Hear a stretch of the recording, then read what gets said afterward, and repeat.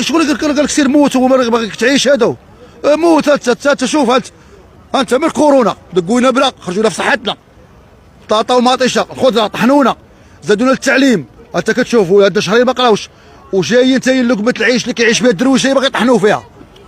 وتصور دابا هاد السوق هذا الا ما كانش كيهز ما كاينش واحد على الاقل على هاد السلعه اللي كنبيعوا حنا كاين تقريبا واحد 3000 ديال البشر قليله، على 3000 في سوق واحد. ملي غتحيدوا نتوما السلعه اش غياكلوا هاد الناس؟ اش غناكلوا حنا؟